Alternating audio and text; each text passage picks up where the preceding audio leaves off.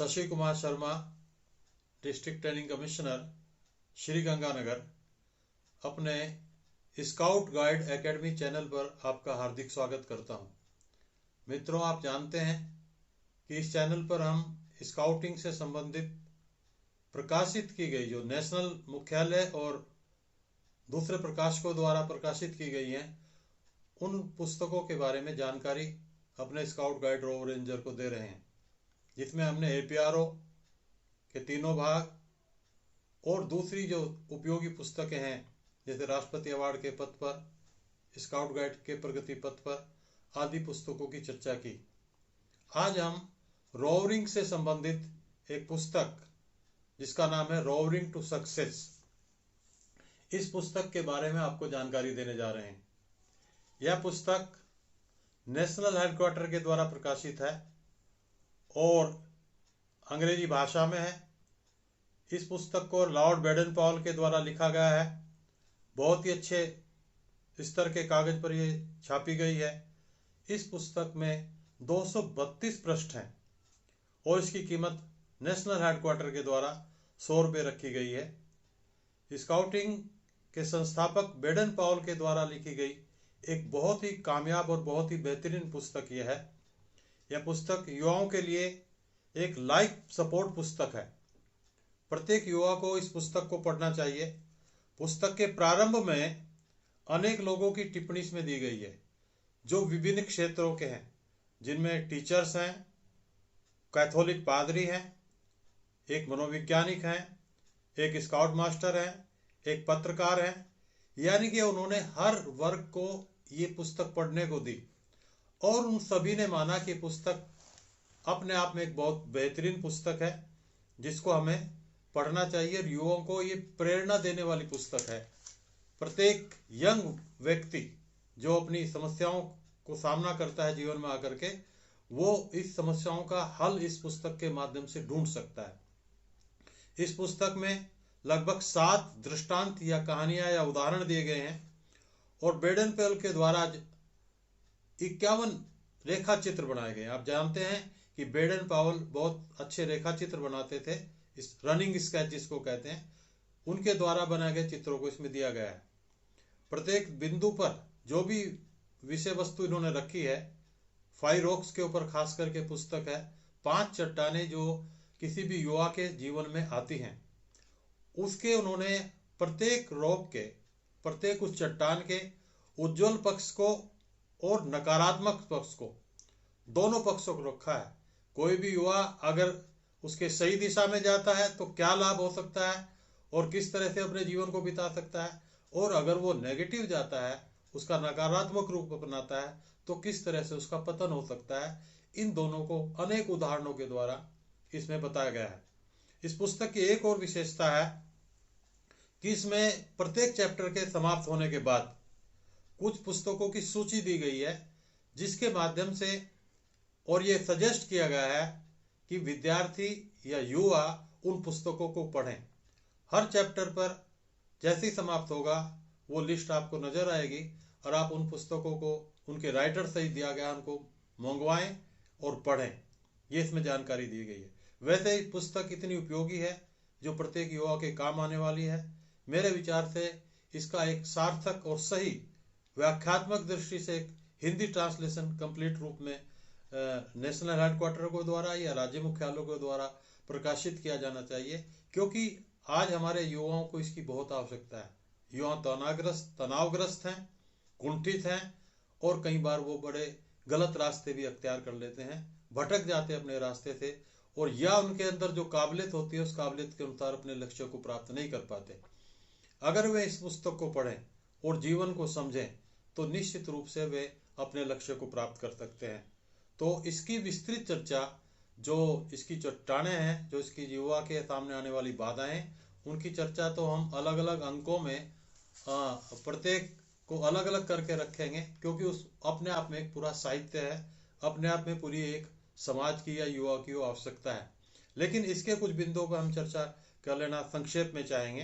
पहला चैप्टर जिसमें है how to be happy through rich और पुअर। यहाँ पर बेडन पाउल ने समझाने का प्रयास किया कि आदमी के जीवन का लक्ष्य प्रसन्नता है।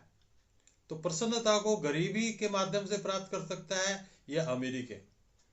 असल देखा जाए तो प्रसन्नता एक माइंड का एक स्टेज है, एक स्थिति है जिस पे वो उसको अनुभव कर सकता है।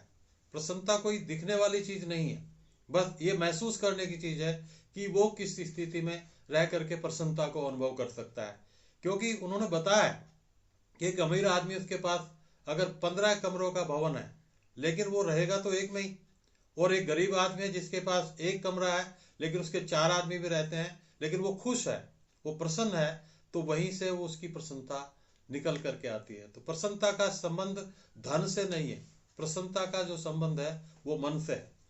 दूसरा चैप्टर जिसमें उन्होंने रोक्स के बारे में बताया है कि जीवन में के सामने आने वाली क्या क्या चुनौतियां एक युवक के सामने आती हैं। तो पहली रोक्स उन्होंने बताई, रोक्स माने चट्टाने। जीवन को उन्होंने कहा एक सागर है और सागर में अनेक चट्टाने हैं और आपको अपनी नाव खेनी है, क्योंकि आदमी अपने लक्ष्य को अपने द्वारा ही प्राप्त कर सकता है, दूसरे उसमें कोई सहायक नहीं हो सकता। हम अपने जीवन को क्या बनाना है ये हमें खुद तय करना है, दूसरा कोई निर्धारित नहीं कर सकता। जो दूसरे के सहारे पे चलता है वो कभी कामयाब भी नहीं हो सकता। हमें अपना लक्ष्य खुद तय करना होगा, हमें अपने जीवन के हथियार खुद बनाने होंगे, हमें अपने जीवन के रास्तों का खुद चयन करना होगा। जो अपने लक्ष्य को प्राप्त कर लेता है या अपने लक्ष्य को तय कर लेता है वो व्यक्ति निश्चित रूप से कामयाब होता है। तो पहला जो चट्टान उन्होंने बताई उस जीवन रूपी नाव को खेने के लिए, वो बाधा जो उसके सामने आती है उसको इंग्लिश में उन्होंने कहा हॉर्सेस। हॉर्सेस माने जुआ। इंग्लैंड में या बाहर के देशों में जुए को घोड़ों के माध्यम से खेला जाता है, घोड़ों पर पैसा लगाया जाता था, तो जुए का नाम वहाँ हॉर्सेस ही है। तो जुआ अपने आप में एक बहुत बड़ी समस्या है जो जीवन को गर्त में ले जाता है। दूसरी रॉक उन्होंने रखी वाइन। वाइन मतलब शराब। अगर नशे के चक्कर में किसी भी प्रकार का नशा अगर कोई युवा अपनाता है तो निश्चित रूप से अपने आप को बर्बादी में धकेल रहा है। और आज युवाओं में चाहे सिगरेट है, बीड़ी है, हेरोइन है, शराब है, बहुत प्रकार के नशे हैं, उनसे ग्रस्त हो रहा है, देखा देखी हो रहा है। इसके कई सारे कारण हैं और कैसे इससे बचा जा सकता है इसको भी इस पुस्तक में बताया गया है। अगला जो चट्टान है वो है वुमेन लिखा है, औरत। अर्थात औरत का मतलब औरत नहीं, क्योंकि ये युवाओं के लिए, रोवर्स के लिए लिखी पुस्तक थी, इसलिए इन्होंने इसको वुमेन शब्द दिया है। लेकिन इसी तरह युवा भी हो सकता है इसमें स्त्री के लिए बाधक। यानी कि सेक्स को सही समझना, इसका अर्थ यह है कि व्यक्ति अपनी ताकत को, अपने गौरव को, अपने जोश को, अपने उत्साह को किस तरह से इस्तेमाल करे, ये इस चीज में बताया गया।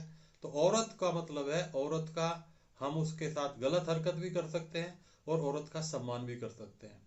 तो यहाँ ही बताया कि औरत को किस नजर से देखना है। और भारतीय संस्कृति में तो पुरुष को, मर्द वही है जो औरत की हिफाजत करता है, अगर उसके साथ गलत व्यवहार करता है तो सच्चा पुरुष कहलाने का अधिकारी नहीं है। अगली चट्टान का गुज एंड हम्बग्स, यानी कि धूर्त और पाखंडी लोग।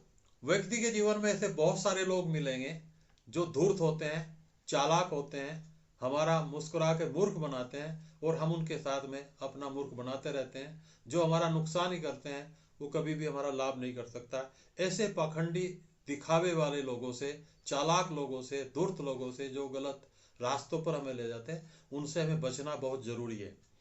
अगली जो चट्टान है वो इररिलीजियस, यानी कि नास्तिकता। बेडन पॉल मानते हैं कि हमें धर्म को सही रूप में समझना जरूरी है। अगर हम धर्म को नहीं समझते हैं और हम केवल बाहरी दिखावे को, बाहरी चिन्हों को ही धर्म मानते हैं तो ये धर्म का सही रूप नहीं है। धर्म का मतलब है शुद्ध धर्म। शुद्ध धर्म वो है अर्थात आध्यात्मिकता।